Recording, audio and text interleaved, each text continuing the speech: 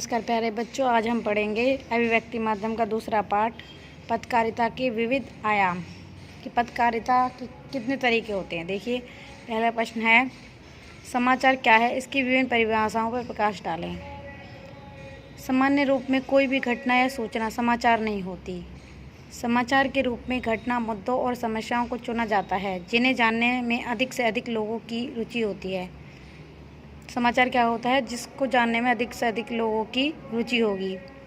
देखिए, प्रेरक, उत्तेजित कर देने वाली यह सूचना समाचार है। ये परिभाषा है समाचार की। प्रेरक, उत्तेजित कर देने वाली हर सूचना समाचार कहलाती है। दूसरा है, समय पर दी गई जाने वाली हर सूचना समाचार का ही रूप ले लेती है। जो समय पर दी गई सूचना वो भी समाचार कहलाती है। इसके बाद समाचार जल्दी में लिखा गया इतिहास है। समाचार क्या है, जल्दी में लिखा हुआ इतिहास है। किसी घटना की रिपोर्ट भी समाचार कही जा सकती है। इसके बाद, जिसे कहीं कोई दबाने या छुपाने की कोशिश कर रहा है, बाकी सब विज्ञापन है, वही समाचार है। ये समाचार की बेटा परिभाषा है। पत्रकारिता के विविध आयाम, सबसे पहले हमने समाचार को लिया। अब देखिए, दूसरा प्रश्न है, समाचार के विभिन्न तत्वों को संक्षेप में बताएं कि समाचार में क्या क्या तत्व होने अनिवार्य हैं, क्या क्या होना जरूरी है। देखिए उत्तर, नवीनता। समाचार का अर्थ है कि ताज़ा घटना की जानकारी। ये बासी जो चीज़ें होती है, बासी सूचनाएं होती है, पुरानी सूचनाएं होती हैं, तो हमने सुनी हुई होती हैं उसमें हम ज़्यादा रुचि दिखाते नहीं दिखाते ना। इसलिए बच्चों क्या होना चाहिए, समाचार की घटनाएं में नवीनता होनी चाहिए उनके अंदर। अगला प्रश्न है, निकटता। समाचार में निकटता होनी चाहिए, अर्थात वो हमारे आसपास की घटनाएं होनी चाहिए। दूर की घटनाओं से, जैसे विदेश की घटनाएं, उससे हमें इतना फ़र्क नहीं पड़ता। लेकिन जब अपने देश, अपने राज्य, अपने शहर की घटनाएं होती हैं, हम बड़ी उत्सुकता से देखते हैं। उसके बाद प्रभाव। जिन घटनाओं का पाठकों के जीवन पर सीधा प्रभाव पड़ता है, कि जो घटनाएँ सीधा प्रभाव डालती हैं ना, वो भी प्रभावशाली होती हैं।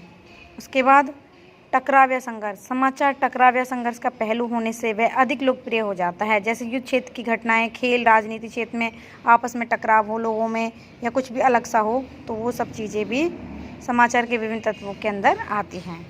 इसके बाद है बच्चा, उपयोगी जानकारी। हमारे दैनिक जीवन में उपयोग होने वाली अनेक जानकारियाँ भी समाचार का ही रूप ले लेती हैं। प्राय जानकारी सूचनाओं पर एक बहुत बड़े वर्ग से जुड़ी होती हैं। उपयोगी जानकारी भी जरूरी होनी चाहिए। उसके बाद अनोखापन। किसी घटना में अनोखापन उसे आसानी से समाचार बना सकता है। बच्चे का पैदा, किसी अजीब गरीब घटना भी समाचार बन सकती है। बच्चा मतलब कुछ अजीब तरीके का पैदा हुआ, ये भी क्या है, समाचार बन सकता है। अनोखा होना चाहिए मतलब। पाठक वर्ग। पाठक वर्ग की विशेष भूमिका रहती है। पाठक वर्ग ही नहीं होगा तो समाचार पत्रों के कोई भी नहीं देखेगा। इसके बाद है नीतिगत ढांचा। सभी समाचार संगठन समाचारों के चयन, प्रस्तुति के लिए एक नीति का पालन करते हैं। संपादकीय नीति भी कहा जाता है। अर्थात नीति का ढांचा का मतलब कोई 24 घंटे में आएगी, कोई 1 सप्ताह में आएगा, कोई 15 दिनों में आएगा, या कोई मासिक आएगा। तो ये सब चीज़ें क्या है, नीति का ढांचा होने की भी बहुत आवश्यकता होती है।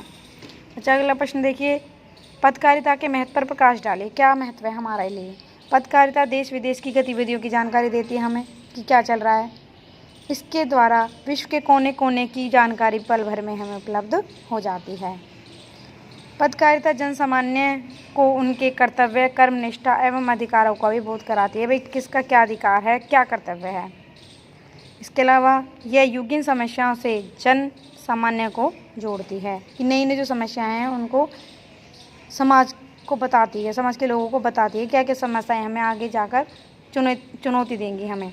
उसके बाद है समाज सुधार, राष्ट्रीय चेतना और मानव कल्याण की प्रेरणा भी हमें पत्रकारिता के द्वारा मिलती है। इसके बाद अगला प्रश्न देखिए, चौथा, पत्रकारिता क्या है, इसकी परिभाषा दीजिए। उत्तर देखिए, पत्रकारिता के लिए अंग्रेजी में जर्नलिज्म का प्रयोग किया जाता है। जर्नलिज्म शब्द जर्नल से बना है। जर्नल शब्द का प्रयोग पत्रकारिता हेतु किया जाता है।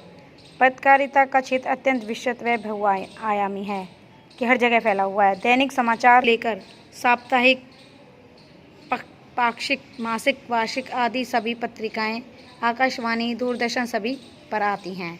परिभाषा क्या है, पत्रकारिता को समाज का सेवक, लोकतंत्र की आधार भूमि माना जाता है। समाज के लिए शिक्षा मनोरंजन उद्बोधन का साधन है। ये क्या है, इसकी परिभाषा है। क्या है, पत्रकारिता को समाज का सेवक, लोकतंत्र की आधार भूमि क्यों और समाज को शिक्षा और मनोरंजन देने वाला माना जाता है। उद्बोधन का मतलब है उसका उद्गम क्षेत्र ही यही है। ये परिभाषा आपको ऐसे के ऐसे याद करनी है बच्चों। अब ये सारे प्रश्न आपने लिख लेना और याद कर लेना।